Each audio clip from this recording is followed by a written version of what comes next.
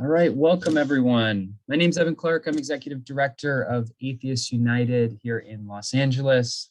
We've been here since 1982, hosting these speaker events on the fourth Sunday of each month. And we have another incredible presentation for you all today. Let's say hi really quickly. Hey everyone. I am thrilled to be hosting today's speaker, but before we hop into that, I wanted to quickly do some announcements. So first, if you are a member of Atheists United, I want to thank you from the bottom of my heart. And if you're a new member, I want to welcome you. The past 3 months, we've seen a massive surge in members at Atheists United, I think in part because of the LA Times article that was written, because of the election we're having, and because of the Death Valley Star Party trip we're doing.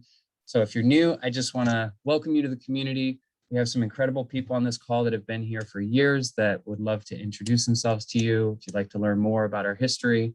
We hope you make it to more events in the future. This is our fourth Sunday speaker program. As I mentioned, we've been doing since 1982, but it's only one of over 15 programs we host at Atheists United. Everything from a youth group to a choir. So we hope you check out our website, learn more, join some of our social networks and some of our subgroups on meetup.com. And you can always write me at Evan@Atheists United for any questions you might have. Another point of inquiry, though, if you are a member, one of the benefits you get is you get to vote in our annual board of directors election. So a lot of nonprofits, the board picks its future board members. In ours, we are fully democratic, meaning the membership gets to vote on the leadership of the board each year. Half of our board was up for election this year, and we have been doing an online election for the past month. That election ends in 53 minutes. So if you've not voted yet, please head over to our website, check your email for your voter ID code, or shoot me an email and I'll try to reply while this call's going. And we want to get your vote in as soon as possible. If I'm not mistaken, and I'll have to check with our elections committee, we've had over 50% participation in our election so far this year, which, as far as I know, is maybe the highest ever in Atheists United history. So I just want to thank you all for participating if you've already voted. And if you haven't yet, I want to encourage you to get your vote in while you still can. Great. And then for those of you that are members, please stick around after the meeting. We technically are officially closing the meeting. If you want to be a part of that, it's not very ceremonial, but technically ceremonial. Our vice president will close the election. And you can hang out for the after party, which if Klaus isn't here, I suppose, oh, Klaus is here. Wonderful. Our godfather of fun, Klaus, will be hosting an after party today and answering any questions you have about Atheists United. With that, I think we should get started. I think we should jump right into it. I want to introduce our speaker. So let me just make sure I've got the bio pulled up. I don't want to get this wrong. I've been excited to have this speaker for a while. She wrote an incredible piece in, I'm blanking on the publication, but it really moved around our community a lot, this piece on Theistnormativity, and I had a few people write me asking if she would come speak. Come to find out, Kristina is a member of Atheists United, which is also doubly exciting. So with that, I want to introduce Kristina M. Lee, Ph.D. candidate at Colorado State University, studies the intersection of religion and political rhetoric, with a particular interest in issues relating to Christian nationalism, atheism, theistnormativity, and religious marginalization. Her work on theistnormativity explores the ways that theist beliefs and identities are privileged within the United States and the implication for non-theists who are often dismissed in political discussions and pressured to pass as theistic in their daily lives. Today's presentation is titled How Atheists Are Pressured to Pretend to Believe in God, Theistnormativity. Please help me in welcoming Kristina Lee. Let me give you, cool. Can you unmute yourself? You can, perfect. Yeah. All right, well, thank you so much for that introduction, and thank you everyone for coming today. I'm really excited about this presentation. I really appreciate the work this organization does. Even though I'm in Colorado and can't be at a lot of the events, it's fun to do a lot of the online virtual activities that you do. So I'm going to start by just giving a little bit of background about how I kind of came to studying this issue of theist normativity. So personally, I was raised as a Christian in Southeast Montana, and started questioning religion when I was in high school, but didn't really accept that I was an atheist until I was in college. It took about 5 to 6 years to accept that I didn't believe in God anymore. But once that happened, I started kind of being open about my beliefs. I started sharing some things on social media. I never really considered myself anti-religious. I never really liked getting into theological debates that much, but I was really interested in kind of normalizing the fact that being an atheist is okay, because it was so hard for me to come out. And so there were several things that I kind of kept experiencing that I found really frustrating, that I'm sure many of you might have had similar experiences, things such as the stereotypes around atheism that I felt like did not describe me. So immoral, untrustworthy, anti-religious, different types of things like that. I oftentimes had people say I was just going through a phase. So people not taking my atheism seriously and viewing it as something that will change eventually.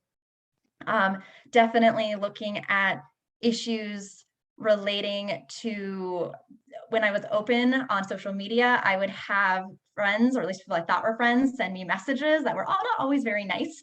And I wasn't really used to that. I never had those experiences before.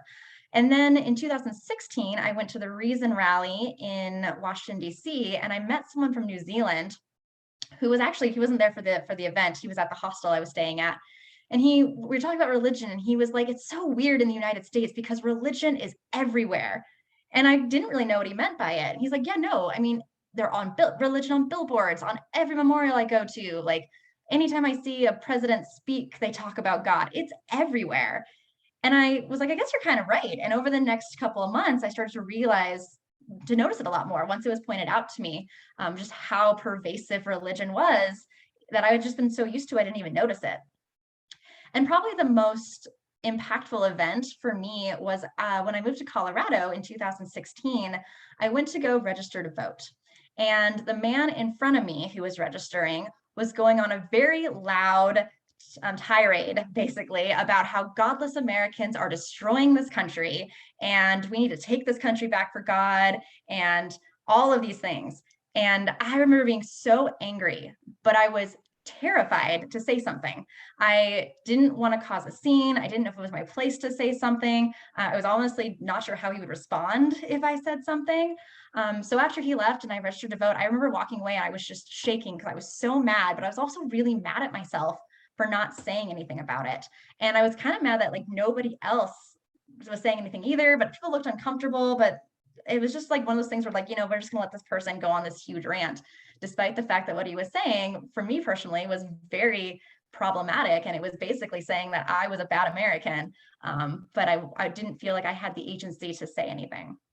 So my first year of graduate school, I actually started because I wanted to do sports communication. Never studied sports. I immediately basically went into studying religion and politics and never turned back. And I actually did a paper on atheists in media. And I found some really interesting things in both secular or Christian media. Like atheists were pretty much always portrayed in these kind of negative stereotypes. Pretty much every atheist that you see on social media is either a serial killer or they're just jerks. Most of the time, at least one of their parents have died. And in most cases, by the end of the movie or the TV show, they become theists.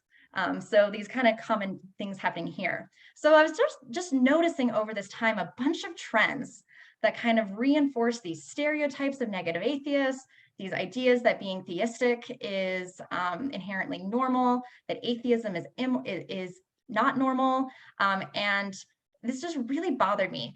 And then for me, I'm going to start sharing my screen now. There was a particular survey that came out in 2015. So give me a thumbs up if you can see my screen. Cool. So this was a survey that asked the question, how important are each of the following to be truly American? And you can see that being able to speak English was number one, which is in itself a huge problem. But number two was believing in God. So 69% of respondents said that it is at least somewhat important to believe in God to be truly American. Now down here, a little bit farther down, you can see that over 50% of respondents also said that it's important to be specifically Christian, to be truly American. And I think this speaks a lot to the issue of Christian nationalism in the United States, which I'm not going to get a lot into in this presentation, but I'm happy to talk about later if people want to talk about it. But I was particularly interested in this issue of that, yes, there's a lot of people who are saying that being Christian is important, but even more are at least willing to kind of go broader and say, you need to at least believe in God to be truly Christian. And I felt like this really reflected the experiences I was having through the last couple of years as an atheist, was this assumption of that this is so important. And it was really concerning to me that less than 30% of people said that it's not important to believe in God. No, they did do a new version of this survey that just came out last year, and this has decreased a little bit, which is definitely good. Still pretty high, but at least it's getting better, so that's good. But still, this is definitely something that really drove my interest. So this led me to kind of think, okay, why is this? Maybe it has something to do with presidential rhetoric. So I started to look at how are presidents talking about atheists. Not going to go into too much, but just a spoiler, it's not very nice usually when presidents do talk about atheists, which is not very often. It's usually not in great terms. But what I was struck by while I was looking at presidential speeches was that what's more common is that they just inherently describe the American people as God-fearing, God-loving, as people who believe in God, as people who turn to God in times of crisis. This type of language that kind of consistently talks about the American people as theistic. Now, there's a lot of work in my field that looks at presidential rhetoric and talks about how presidential rhetoric really does kind of set the standard for influencing how other politicians will talk, and it really does impact how people see themselves and see their fellow citizens. And so this kind of, to me, helped explain this issue of why people continually think of belief in God as being so important. So this eventually led to me coining this term theistnormativity, because I really wanted to focus on this notion of the use of God in particular, and that it's not just like general religious normativity. There's also a concept called Kristina, which focuses on Christian normativity and Christian privilege. I really wanted to focus on the specific use of the term God kind of regularly, and the way that atheists in particular are framed in kind of this unnatural way. So I generally defined theistnormativity as an understanding of theism, or the belief in gods or gods, as dominant and natural, is the norm. And if you do not meet that norm, then you're deviant, then you are a potential threat to society. And particularly in terms of democracy, theist normative narratives often reinforce the notion that good or true citizens will publicly perform theistic beliefs. So this is something that I think is actually quite important, is this term perform, because one really big thing that I would argue about theistnormativity is, in some ways, it's not even really about what your beliefs are, it's how you choose to perform them. So if someone is an atheist, we have religious freedom and religious tolerance. We'll tolerate atheists, but they can't publicly talk about it. When it comes to being in the public sphere, they have to bow their heads in prayer when asked. They should have no problems with the phrase under God in the pledge and God we trust, national motto, those types of issues. And on the other side of things, even if someone is theistic, say if they're a Christian, if they choose not to acknowledge God, or if they choose to challenge these kind of theist normative symbols, they will also be framed as deviant. So that's one of the reasons why I think it's particularly interesting in thinking about this kind of performance component, is it kind of goes to a lot of that, you hear a dominant narrative of, oh, I don't care if you're an atheist, I just don't see why I have to talk about it all the time. It's kind of that mindset there. Also, just interesting side note, when I was creating this slide, PowerPoint has a thing where it kind of automatically gives you design ideas, and the devil was the first thing that came up. So I think there's something in the algorithm there that's like, ooh, you're challenging religion. That's satanic. And so, there's just another example of how it just gets kind of built into there. So I'm going to talk about different ways that this theistnormativity kind of manifests within the United States. And one way is definitely in the kind of way that we understand who are good citizens and who are good leaders. So one of the things that I like to think about when we talk about theist normativity is this is by no means a new concept. It's of course changed over time, but we can really see it even in the founding of the United States and in early Enlightenment thought. So for example, this is John Locke, and he wrote in some papers about the idea of the importance of tolerance, specifically religious tolerance, that while he thinks that every religion should be tolerated, he did argue that those are not to be tolerated at all. Those are not at all to be tolerated who deny the being of God. Promises, covenants, and oaths, which are the bound of human society, can have no hold upon an atheist. And there are other enlightened thinkers such as Rousseau who made similar comments. Rousseau went so far as to say that atheists should be banned from society, even punishable by death. So, all about tolerance, except for this one group. And it's interesting when you look at kind of early US history, because we kind of have two dominant narratives about the founding of the United States. We're a Christian nation and we are a secular nation. And that's one of those two are what the founding fathers wanted. But really, it's a lot more complicated than that. There was strong disagreement over what exactly religious freedom meant and who that should include.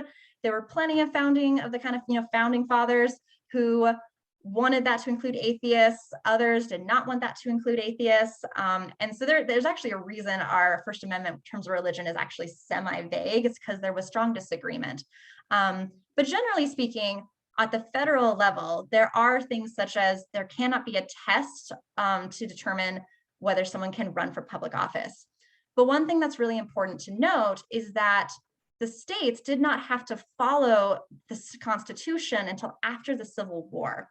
And so while that might have been an ideal grounded into the Constitution, at the federal or at the state level, there were many states that banned atheists from holding public office, from being on juries, or even being witnesses in courts. Even to defend themselves, they couldn't be in court because they thought that atheists couldn't uphold oaths, so they couldn't be trusted to be honest and whatnot. So you see this pervasiveness of theist normativity and these assumptions about who makes good citizens tied into some of these early state legislations and issues like that. And there was, even though I would say that at the federal level, Christian nationalism was not embedded in a lot of states, it definitely was. And this is an example of kind of how that emerged. Now, I'm not going to go into the whole history of the United States. I'm happy to talk more about some of that history there, but we can definitely see the impacts of this kind of anti-atheism mindset on perceptions of whether or not atheists can be good leaders. So we can see in 1958, this is a poll done by Gallup poll, only 18% of respondents said they'd be willing to vote for a qualified candidate based on the fact that one of their characteristics was they were an atheist. So as we can see, that has increased. So we can definitely see from 1958 to that 25 years to 1983, there was a pretty big jump.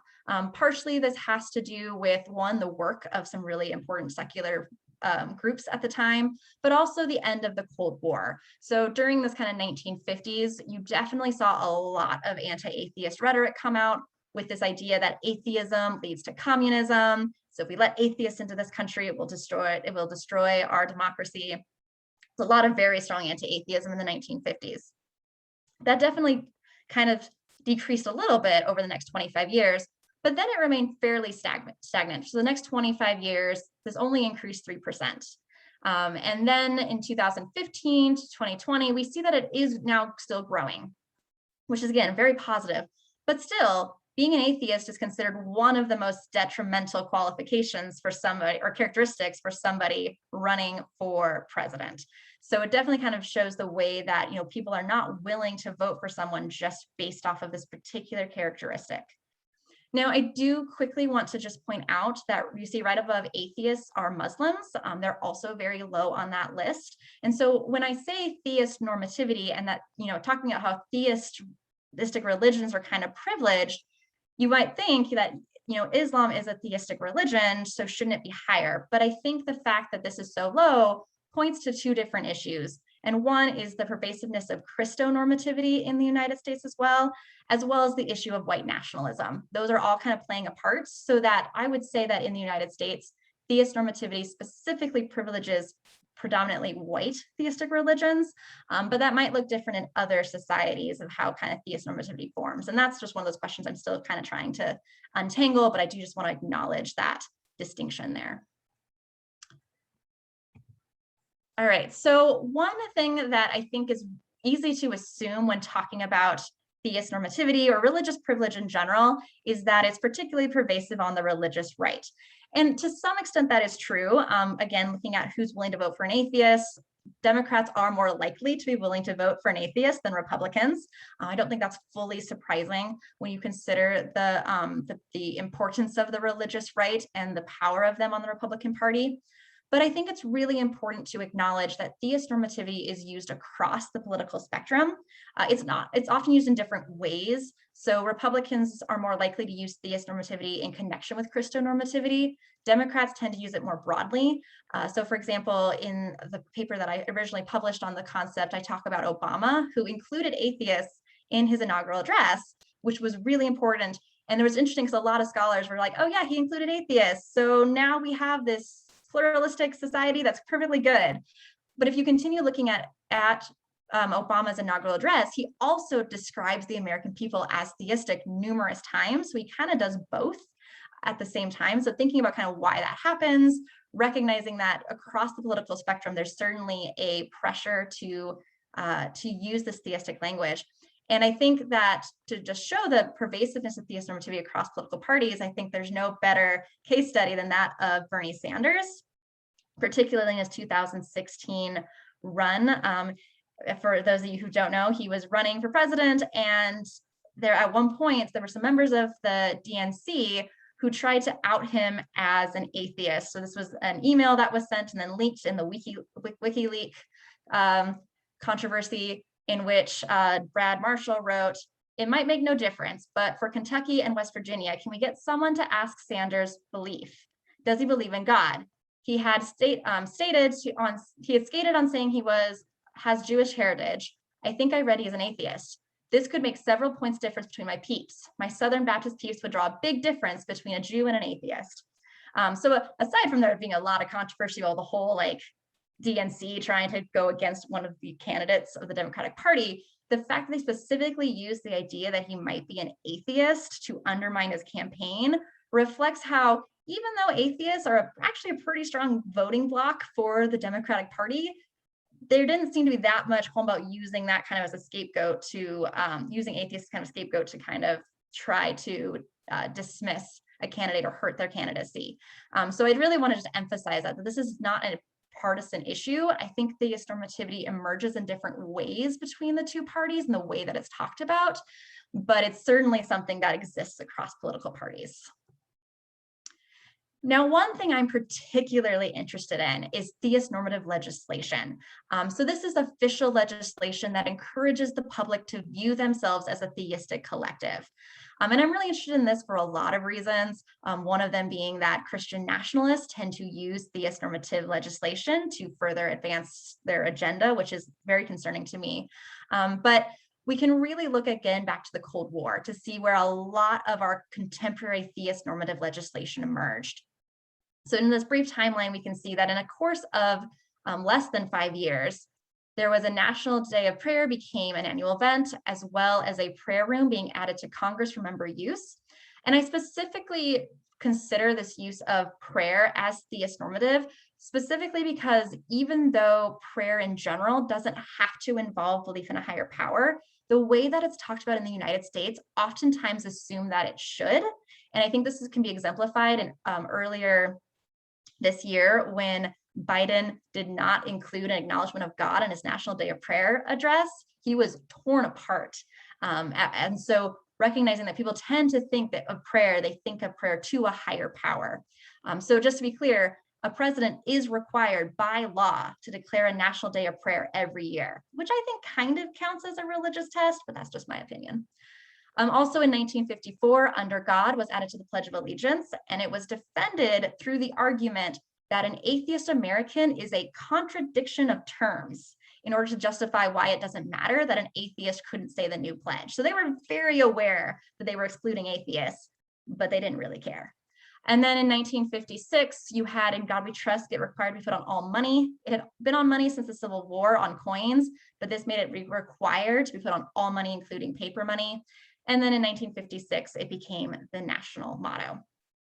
Now, one thing I think is really important to just highlight is that in 1954, and it was kind of about a year-long process, the National Reform Association, the original NRA, attempted to, but failed to pass the Christian Amendment, which is an amendment that was first proposed back during the Civil War, and then was proposed several times throughout US history to add an amendment to the Constitution to acknowledge our reliance on Jesus Christ, our Lord and Savior, as the bestower of our gifts. It's obviously, like I said, it's failed. You know that's failed. Christian nationalism at its finest.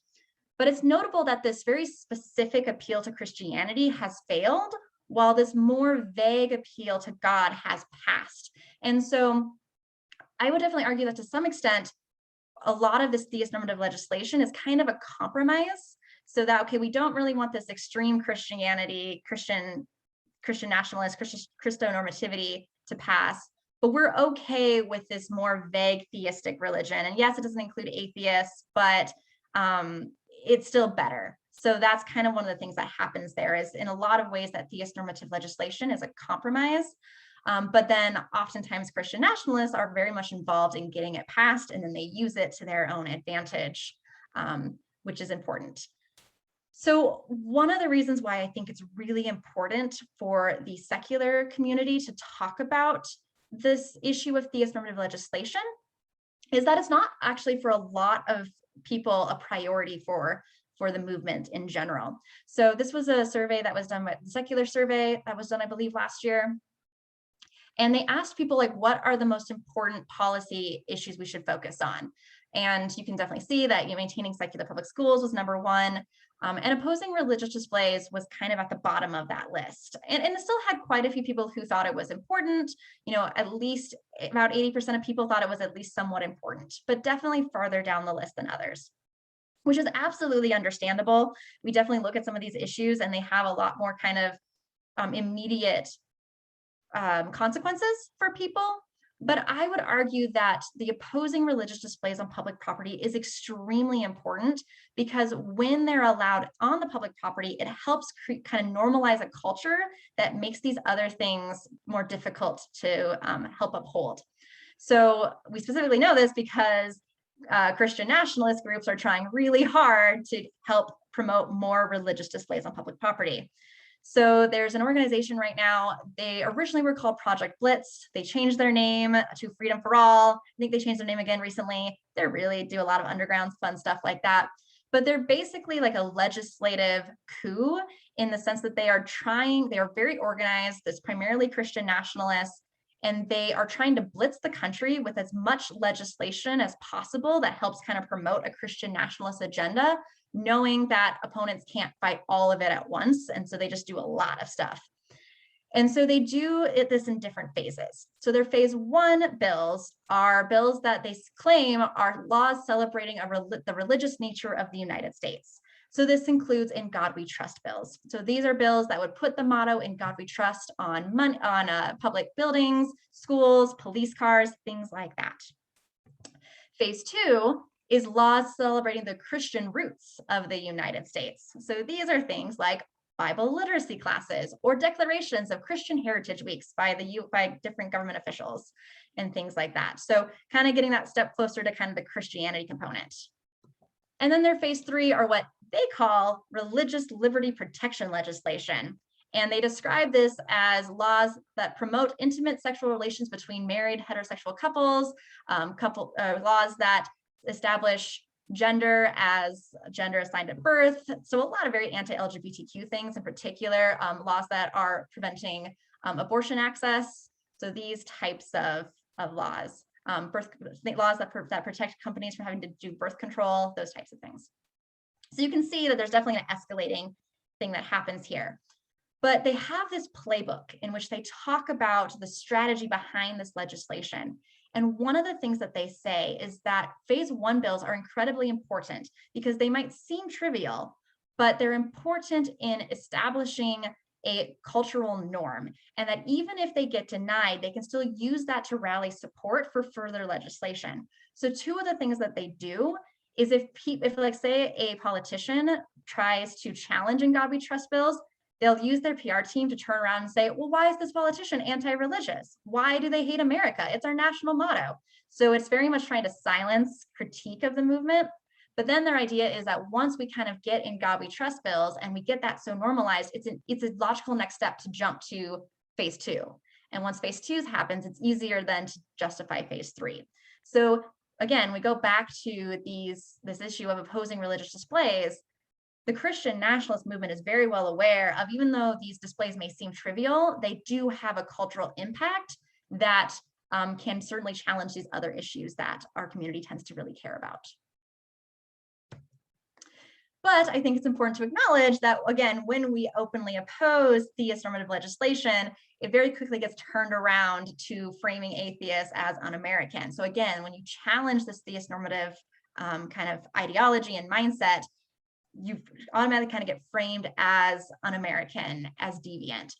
So we've got this, why do atheists hate America when they oppose the national motto? Or my personal favorite billboard is the dear attention lunatic atheists and their lawyers. Anti-God is anti-American, anti-American is treason, and traitors lead to civil war. So in case you weren't all aware, we're starting a civil war in the United States, and it's all our fault for trying to stand up for religious pluralism. It's fine.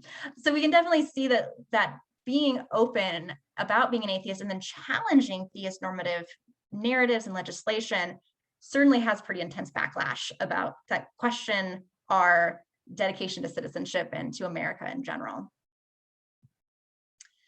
Another thing that's really, I think, important, and I think particularly thinking about our kind of day-to-day lives as people who do not believe in God, is this pressure to conceal our non-religious identities.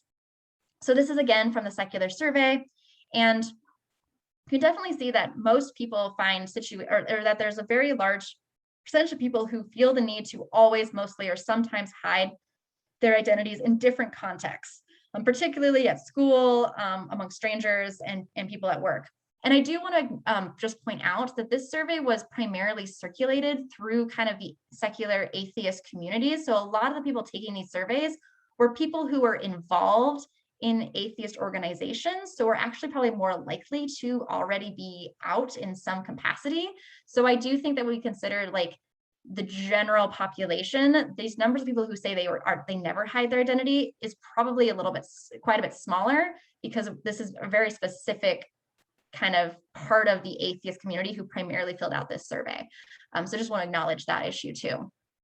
And there's a couple of particular interesting kind of qualitative responses to this survey that I just think highlight this issue.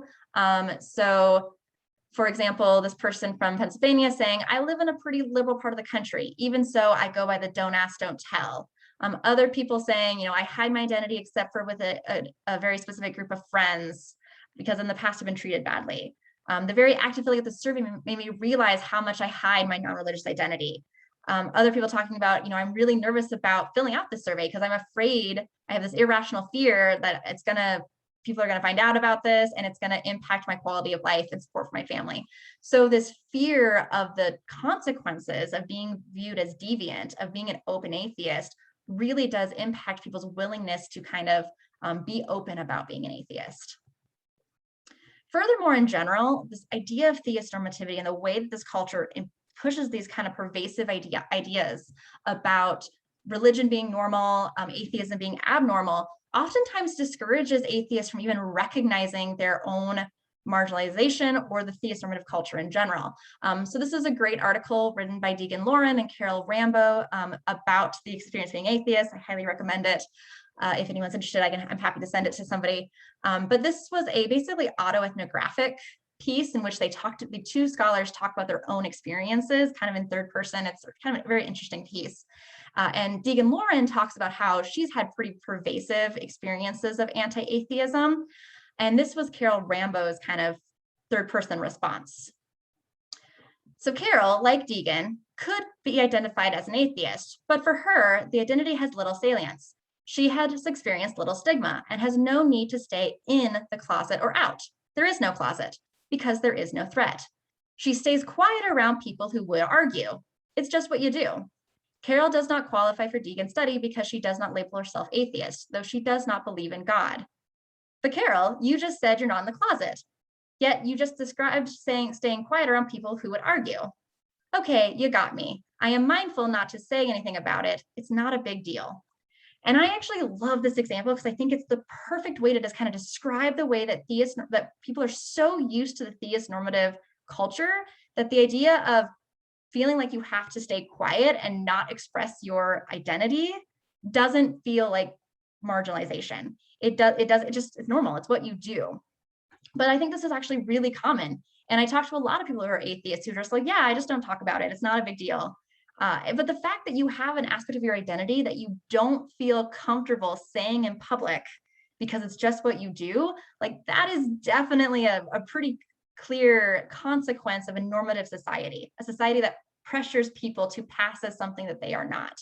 And I also think, just notably, the fact that she says, I do not believe in God, but I'm not an atheist, is a really common component of this as well. That notion that dominant groups within theist-normative societies often get to define what atheism is. So it's oftentimes defined beyond just the not belief in God.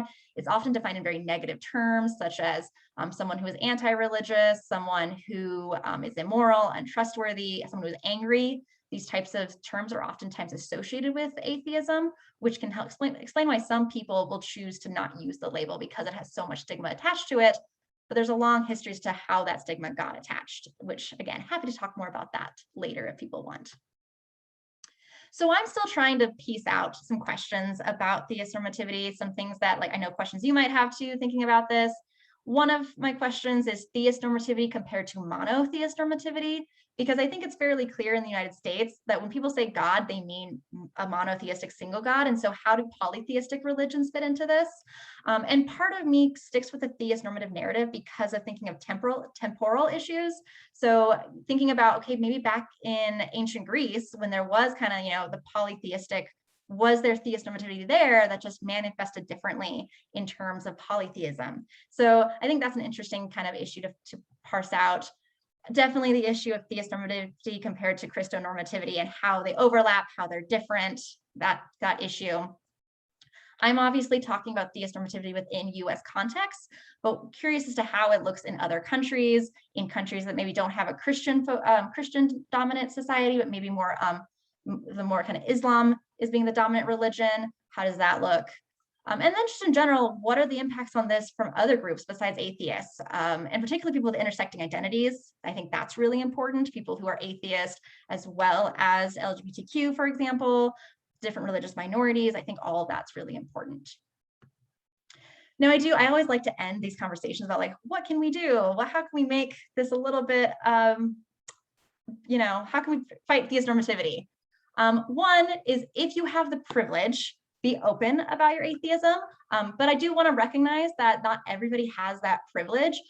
There's a lot of work in LGBTQ studies that talks about this being a very cis white male response to normativity, because when people have multiple marginalized identities, this coming out as atheist is, some people, it's why would you risk that when you already have other parts of your identity that are putting you at risk? So that's definitely important to acknowledge. But if you have the privilege, it helps a lot to create safer environments. Also challenge theist normativity in your everyday lives, encourage others to do the same, especially if you have Christian friends. My parents are still Christian, but they will call out people on the whole under God and the Pledge of Allegiance thing all the time. And I'm just yes, mom, you rock. And so there's definitely great ways that you can do that. And even not without revealing your atheist identity. You can challenge theist normative legislation without revealing that you're an atheist necessarily. Challenge theist normative legislation in general, follow what's going on, follow Project Blitz, pay attention to that. And then I think also it's kind of useful to think about recognizing the pervasiveness of this throughout US history and using that to frame the history and the foundation of the United States, recognizing that that narrative that we were founded as a secular nation is more complicated, and there's actually a long history of religious intolerance. And so when people say, I want to go back to being a Christian nation, being even if that were true, here's all the bad things that happened back then. Let's not go back to that. And I definitely recommend this book by David Zahet. It's one of the best books on the history of religion in America that talks about this exact tension. And if you want to learn more about theistnormativity, I also have the article that I published, and I have another one coming out next year on the use of how Christian nationalists use the motto "In God We Trust." So yeah, that's, if anyone has any questions, I am happy to open up the floor for that too. Awesome. Thank you so much. If anyone has questions, please put them in the chat. We love you all, but we also love efficient meetings. So we're going to have me ask the questions for everyone. And then once we end the recording, we can open the floor up a bit.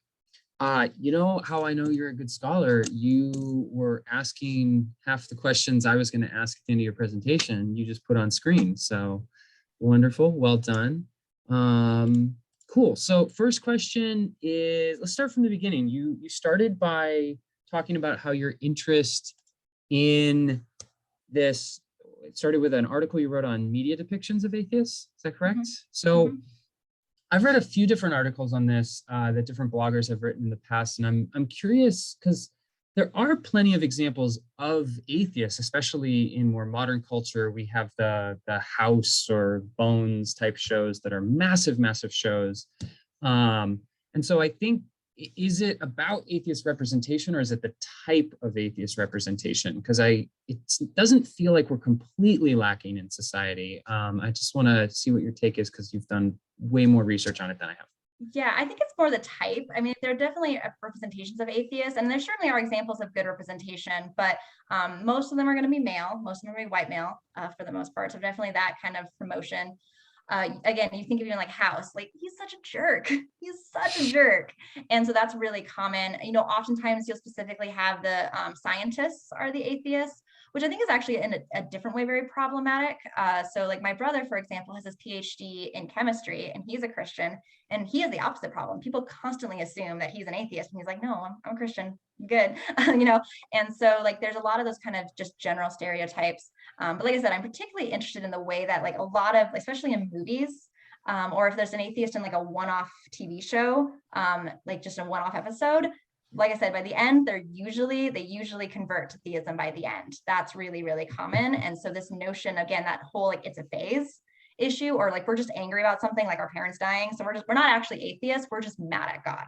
And that's the narrative that you see a lot in media.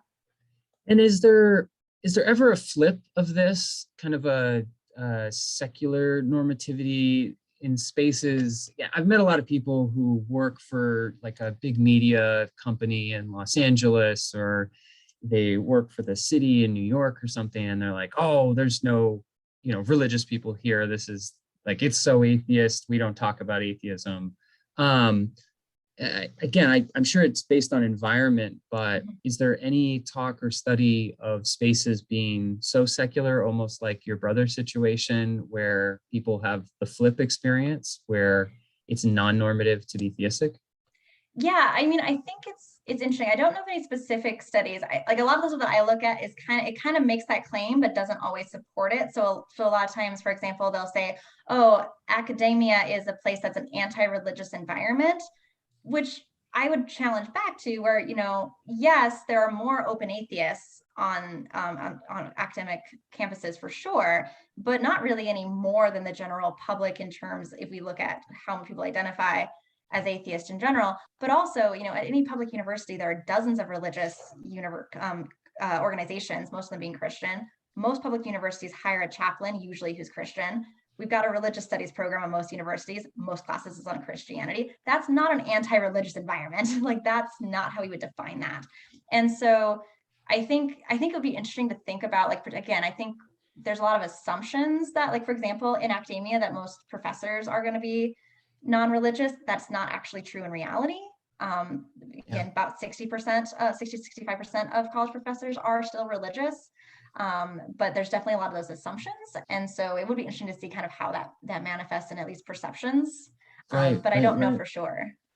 Well, and that is interesting too. Also, the perception that lack of religion is then anti-theist. Like, there's kind of the loss must mean an aggression towards. Like, to me, that's another argument for normativity of theism. Like, the loss of it is now an attack on it rather than just pluralism. Yeah, and you see that in most, like the whole, like, the Black angry women stereotype of kind of the response to, white patriarchy and those types of issues. So it's a pretty common stereotype to get placed on marginalized groups, is to call them angry instead of trying to understand why they're angry, is to make the anger just seem irrational.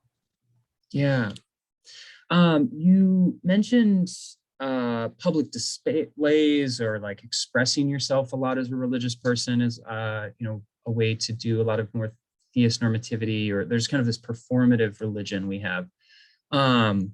And I'm curious if there's other elements of theist normativity you didn't get to. Like I thought of immediately holidays and like what we wear. I mean, the crosses we see on people's bodies, that whether it's marginalization or lack of population, we just don't see that as much from more secular or pluralistic areas. Is that something you think that has been talked about or studied? You know, I'm not too sure on how much it's been studied. I would think that that's, especially in the United States, a little bit more Christo-normative, in the sense that we tend to know the Christian holidays, where people don't tend to be as familiar with the religious minority holidays, and like people get upset when like presidents wish religious minorities happy whatever holiday. So I think I don't know how much that has to do with theist normativity versus the Christo-normativity, but I think that's a really interesting question for sure. Yeah, and let's dive into that. I mean, Christo-normativity is what you're mostly talking about in the United States, it sounds like. And for those of us in organizations and are thinking about political action, we've noticed that the phrase Christian nationalism has been getting incredible legs under it for the past few years. Now we have best-selling authors promoting it. We have organizations standing behind it as a phrase. Should we be talking, again, this may be a little bit more of a political strategy question, but in response to theist normativity in society, should we be probably going head on with Christo-normativity and Christian nationalism? Is that generally what we're talking about? So I think that theist normativity helps us understand a little bit about the coalitions that are built within Christian nationalism. So Christian nationalism is a political ideology. It's not a religious identity. And there's a great book, Taking America Back by God, I think it's by Whitehead and someone else, facing their name right now. And they talk about how, well, yes, even white evangelical Christians are like the forefront of the Christian nationalist movement. Other religious minorities still support it, and even atheists can promote Christian nationalism. And this is actually something I have found in my classes when I talk about this. It's amazing to me how many of my students will say, well, I'm an atheist, but I still support under God and the Pledge of Allegiance because I think we need a sense of morality to drive our society. So they've very much accepted this theist normative narrative, and by doing so, they're actually promoting some ideologies that help protect Christian nationalism. So I think I like the idea of theist normativity because I think it gets us away a little bit from just putting all the blame on Christians for this issue of Christian nationalism. Right. Because again, I think it's really important to acknowledge that within the secular movement, there are a lot, it's a huge variety of people. There are a lot of people who are Christian who will challenge these issues of theist normativity. But Christian nationalism is not driven by just Christians. They use these broad theistic appeals in order to make themselves appear to be more inclusive of broader theistic religions. But at the end of the day, they are still trying to specifically privilege Christianity, although they're willing to give at least some of those privileges to more theistic religions too. Yeah, it makes me think about Scientology, for instance, and how it would never have the power and privilege it has from the government without all of these other laws and theist normativity that exists. Even if it's a Ponzi scheme, not a religion. Okay, it can be both.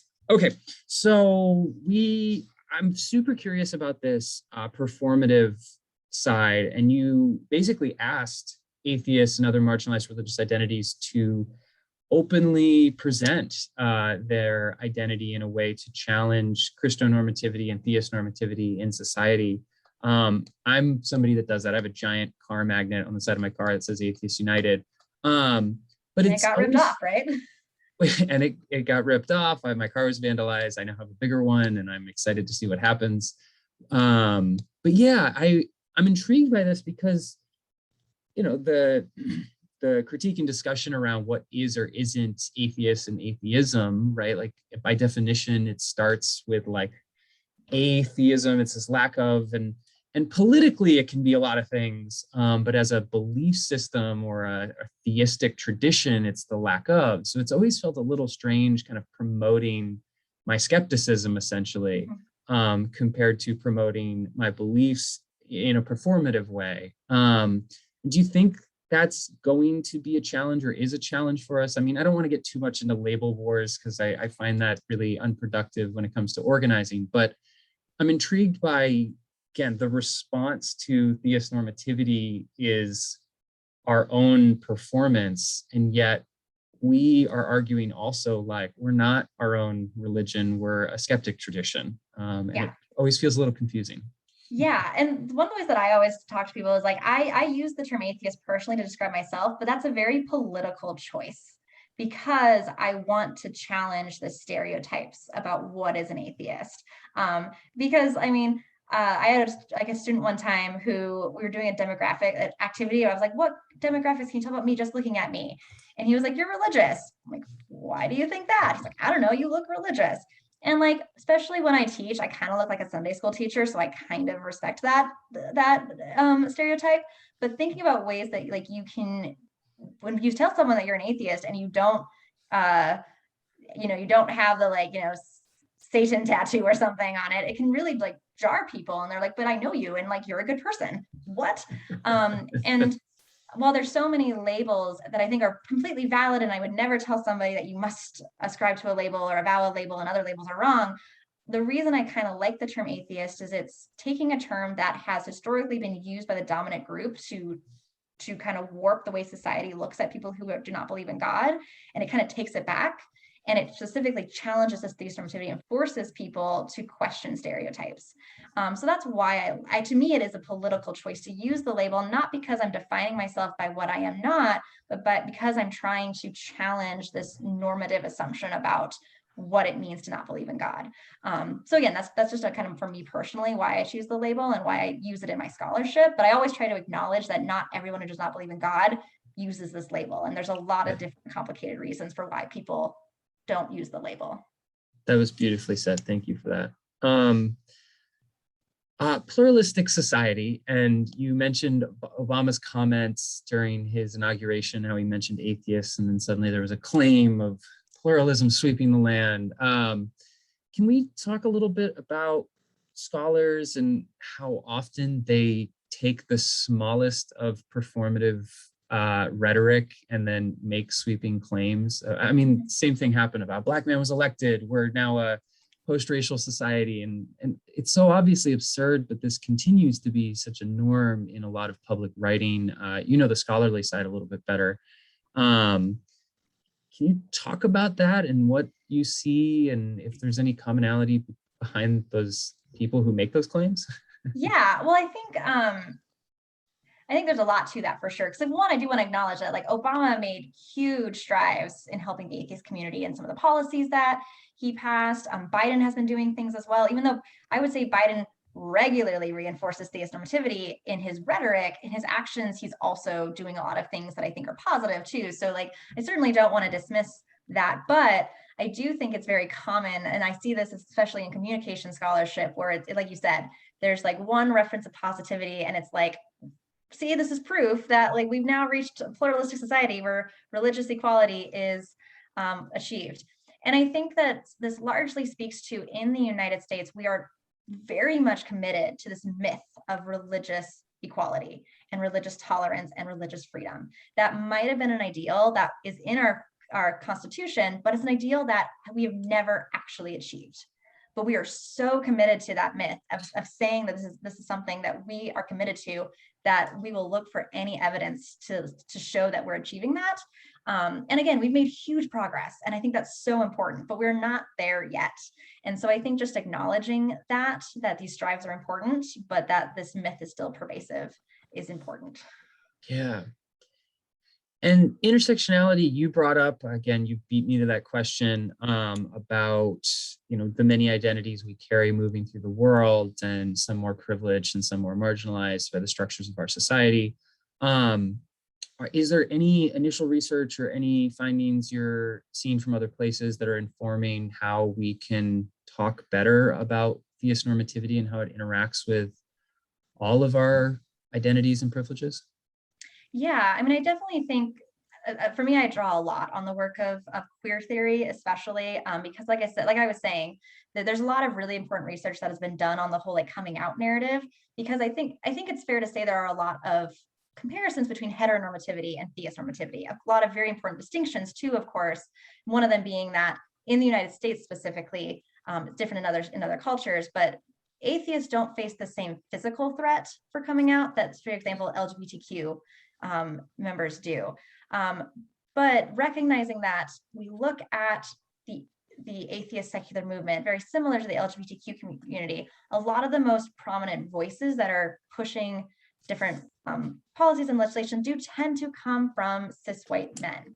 And there is research that shows that the atheist community is predominantly cis white men. People are more likely to come out. And I think a lot of that can be explained in the sense of there is less obstacles. And for a lot of people who are in that category, it can be the first time they've ever experienced marginalization. And so that's one of the reasons why they're so motivated to focus on this community, rather than other people who, like, any person can only give so much energy to any cause. And so if you have intersecting identities, oftentimes you're going to focus on other issues more, the ones that you view that have the more kind of maybe physical danger to you. And so I think there's a really important need to recognize that and help understand why some groups may be less inclined, that people might be less inclined to be involved in certain ways. And I think it's important for us to recognize that saying, come out of the closet, come out and be atheist, isn't going to work for everybody. So what can those people who do have the privilege to come out and to focus their energy on this movement, what can they do to make society in general positive for all people? Yeah, and it makes me think about past organizing where we've at times prioritized. It's interesting, you brought up the symbolic nature of a lot of the theist normativity legislation and how there was "In God We Trust" on our money. And these are some of the things that historically our community has spoken up very loudly and proudly about for 50, 70, 50, 60 years now. But could that also be part of what has kept us more white and male, and like we're not actually speaking to the intersection of all of the other legislation that is impacting people's lives beyond the more symbolic issues? I think it's definitely a combination for sure. I mean, I think, like I said, I think the symbolic issues are actually something that we should prioritize, in the sense that will make it easier for society to not have these assumptions as much, because those symbols really do reinforce this narrative that then trickle down into other aspects of society that reinforce these narratives. So I would kind of push back and say that challenging these symbols are actually really important, because they're a way that we can help reduce the normalization of theist normativity or Christonormativity, that make it easier for people to come out. But at the same time, I think it's also fair to acknowledge that, within any issue, there are numerous perspectives coming in, and that we can't just focus on one single issue, and that shouldn't be a single issue that we focus on. But I also think that part of that's kind of going to the symbolism part, and I saw a question in the chat that I can kind of address at the same time, is really also calling out political leaders and judges, for example. So the Bladensburg cross somebody brought up, and that's very much a Christian symbol, but it's so frustrating because the Supreme Court justices argued that, one, a reasonable observer would not view it as religious, which is infuriating, because there are plenty of people who would look at that and say, it's a giant cross. Like, how is that not religious? And so it kind of creates this notion that people who are challenging theist normativity are unreasonable, where people who are accepting it are reasonable. And that's a very frustrating move. And like, I've been to the Bladensburg Cross. You have to play Frogger to get to that thing and read the sign that it's a veteran memorial. Like, you would not know that just driving by it. It's a giant cross.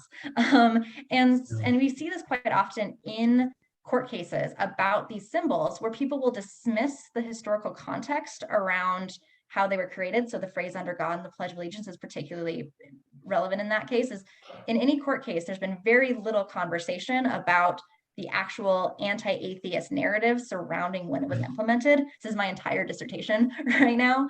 And so I think there's a value of also educating people about the history of these issues so that we can challenge, again, so that if we do that education component, this is one of the reasons why I teach this in all of my classes, is I think that if we provide this better understanding of history and the history of the religious intolerance and that myth and challenge it, it'll make people question that myth more. And by doing so, it's easier to have these conversations, which then can trickle down and make it easier for more people to be open about being non-religious and about the challenges that they face being non-religious. Right.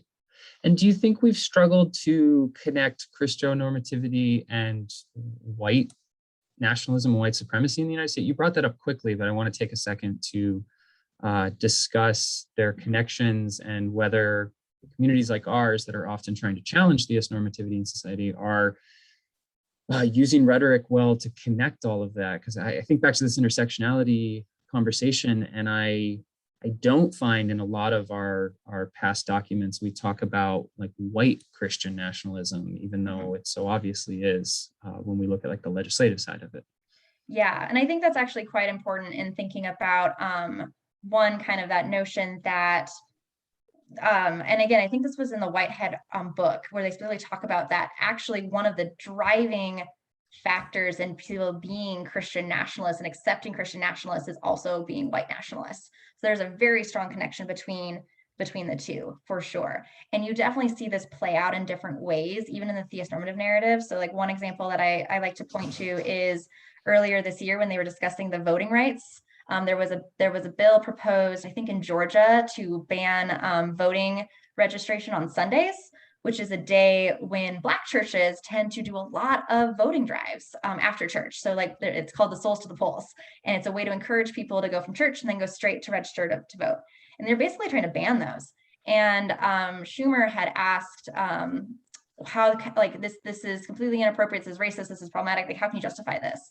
And Senator Hyde-Smith from, I think, Missouri or Mississippi, can't remember for sure, she held up a dollar bill and said, our national motto is "In God We Trust," and the Bible says that to hold the Sunday sacred.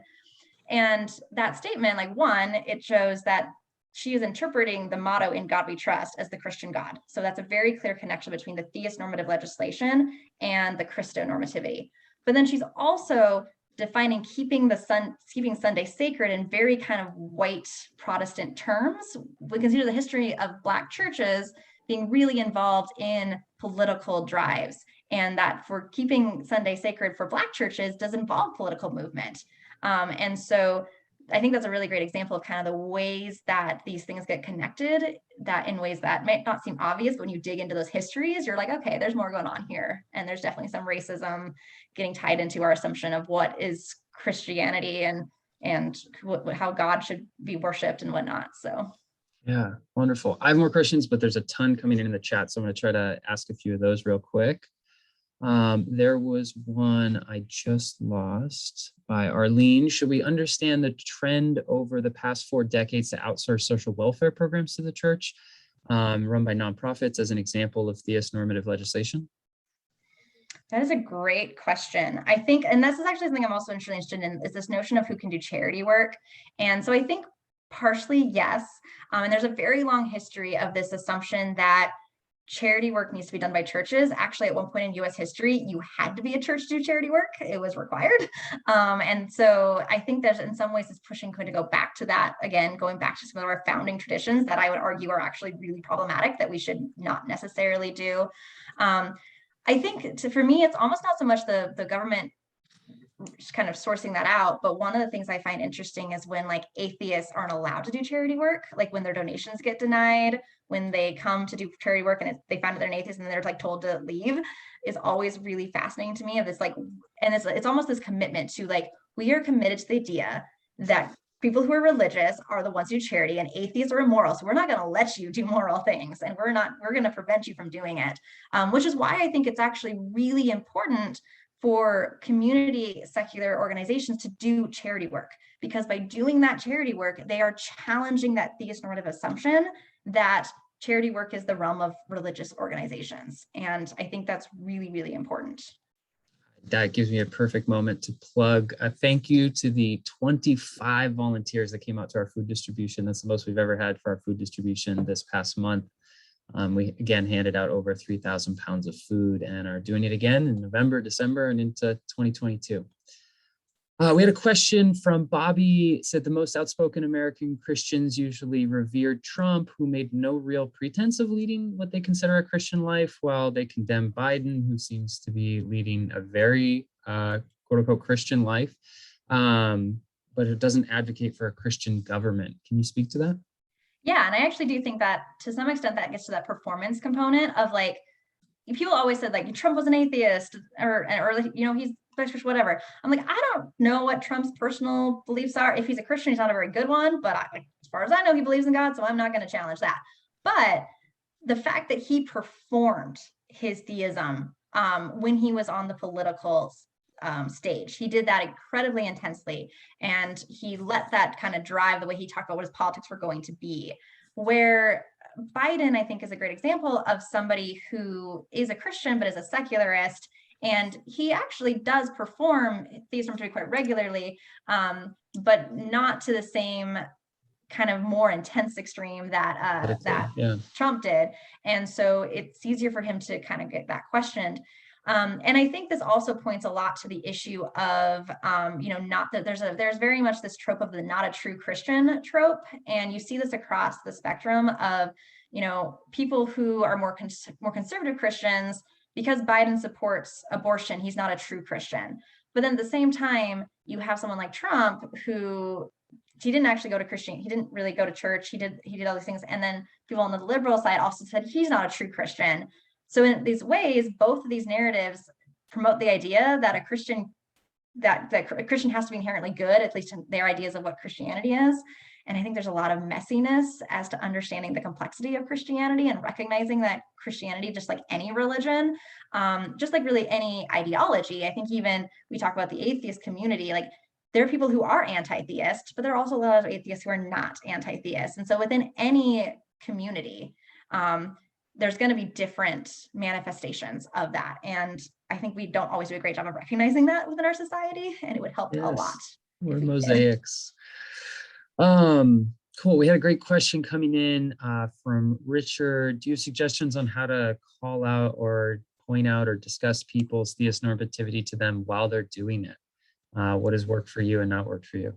Yeah. So for me, again, I definitely assess the situation of whether or not you feel like you're in a position where you can kind of safely be open about, different things. So for me, I definitely like to just like even saying that I'm an atheist. I have a great shirt that says, "This is what an atheist looks like." And it's really funny to wear that shirt because I always get into a conversation with somebody who's just like, "What is this about?"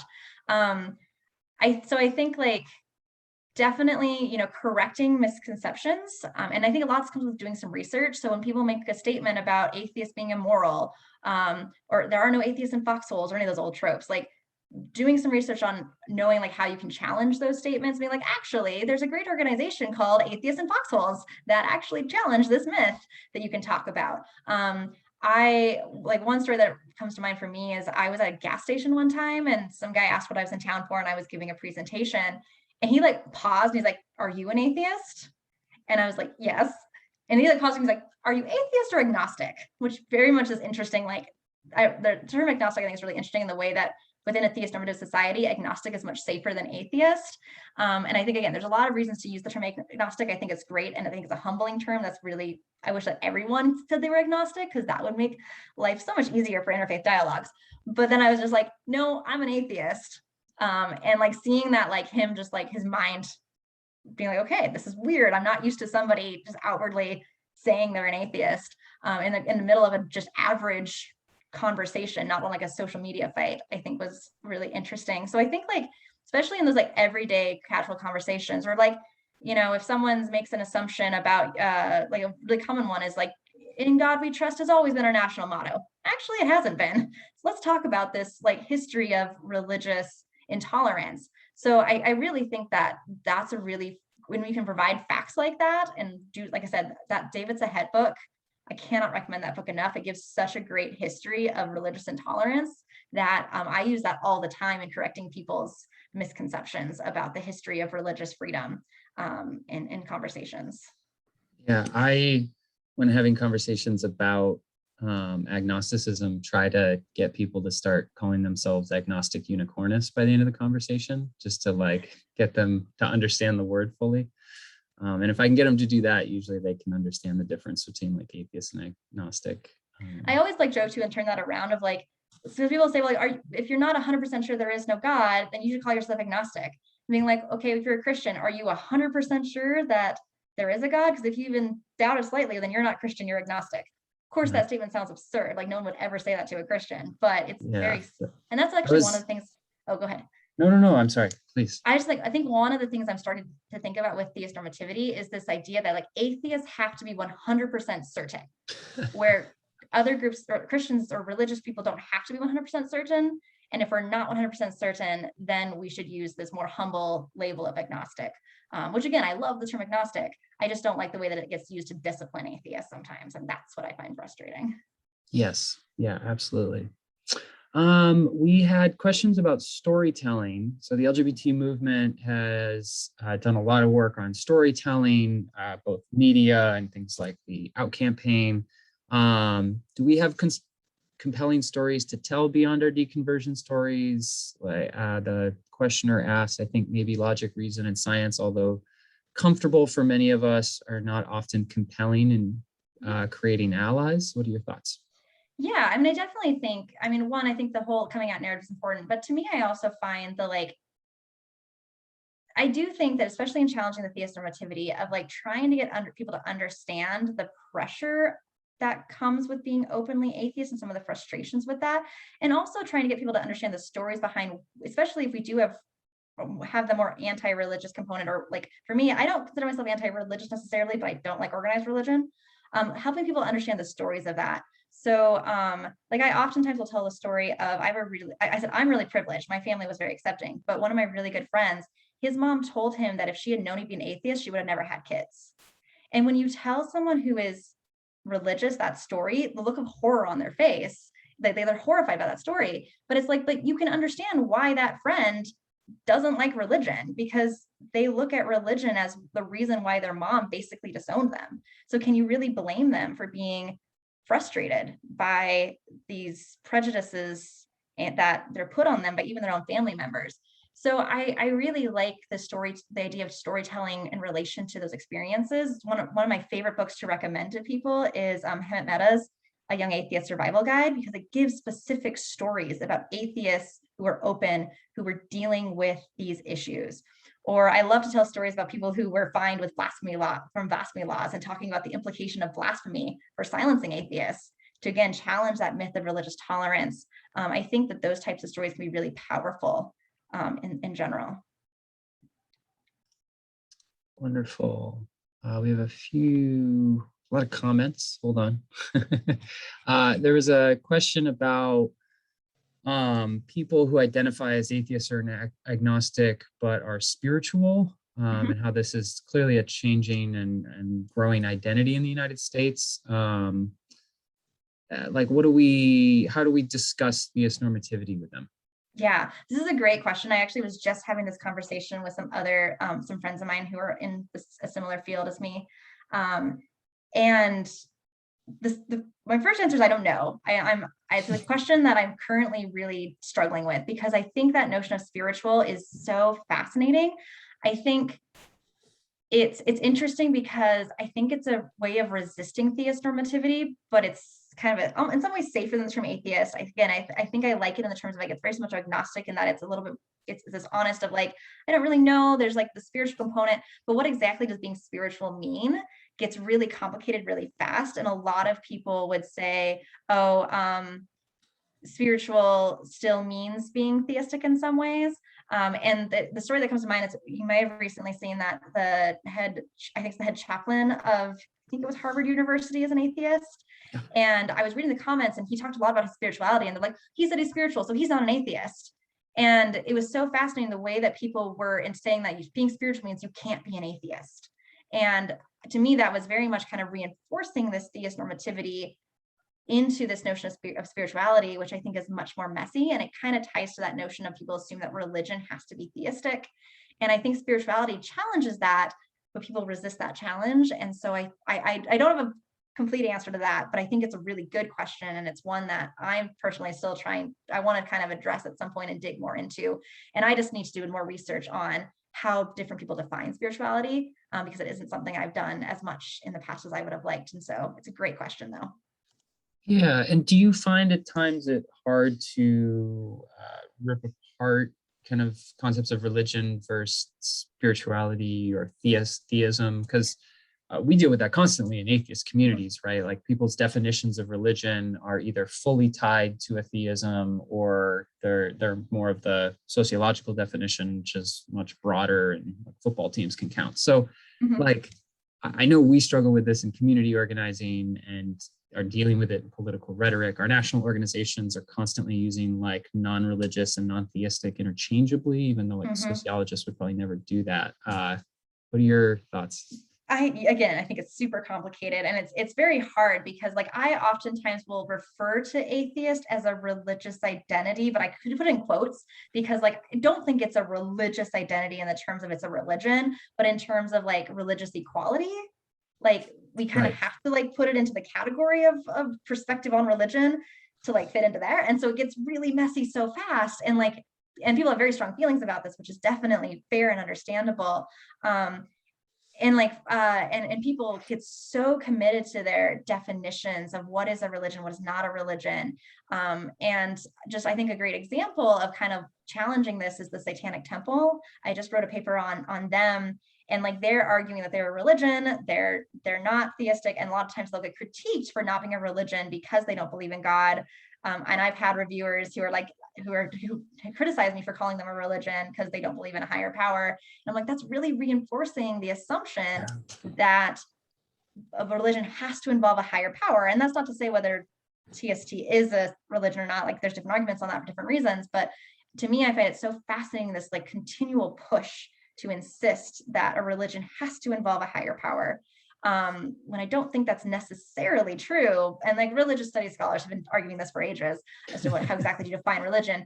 And I took a religious studies class on the history of religion in America. And that was like the number one week is like, we can't define religion. So like, accept that we do not have a definition for it. And I think that's one of like being a communication studies major, we have this really strong desire for language to be concrete, to be unchanging, to like, we have a word for this and it's that, but it's like, no, language constantly changes. And a lot of tensions come when people don't want language to change, and other people are like, no, we need it to change. And that's where so many tensions happen. And so I'm a big advocate of just like, we need to accept that language evolves and that that's part of the human process.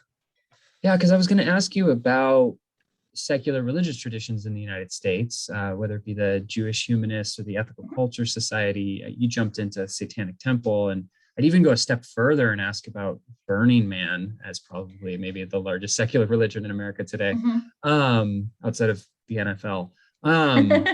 Yeah, like I'm endlessly fascinated by these as we talk about these the secular demographics, especially of young people, and where they're finding space and community, and how that intersects with Theistnormativity. Because I just don't sense that people at Burning Man are thinking there's like Theistnormativity involved, which brings me back to like Christonormativity. Yeah, well, I think like a lot of those tensions come in, again, that notion that kind of gets tied to any kind of like religious normativity that assumes that you need a religious community to find a sense of community, to be happy in society, and all of these different notions. And like you look at something like Burning Man and people are like, it's a religious experience. And it's interesting to me how like, again, people find the need to call it religion. And when it's like, maybe it's something else, or maybe we need to like, expand our definition of religion. I think either way is completely fair. And then some people are gonna be really angry about calling that a religion, which is, again, it kind of gets to that tension there about what exactly is religion. Is it the best term for anything? Is there another term we can use? And we can make up words, and let's find a new word to describe this experience, because that's actually a really big component there's a really great theory called muted group theory that talks about how dominant groups in society control language production but when marginalized groups can create the language and get it to circulate, like they can influence society that way. And we can influence people to understand certain definitions and things like that. And I really love that concept of like, we have the power to change language. It's cool. Yeah, that's wonderful. Well, I think you've inspired a lot of people to run with your word, Theistnormativity, a lot more, and we're excited to champion it. Where can people find more of your research articles? Do you have a Twitter account people can follow, or Facebook? There were some questions about that. So I recently deactivated my Twitter, so I might need to reactivate that. So let me, I don't have one right now, so let me kind of, I might need to reactivate that. And so, and then I can share that with you if you want to share it, maybe on social media or something, and people can access it there once I kind of restart that. I needed a break from Twitter. I was getting really kind of tired of the angry comments, especially one of the articles I wrote for the conversation. I got quite a bit of hate mail from that one. And I got a little tired of dealing with it on social media. So, but this is much more exciting places that I look forward to the conversations with people in this group on social media. Much more welcoming, I think. So. Wonderful. Well, thank you for your time. I'm so glad you were able to speak to us today. I think I can speak for everyone. We're very excited about your research and any way we can support it. And it looks like it's just going to help make a better world. So with that, I'm going to end the recording and we can move into the after party.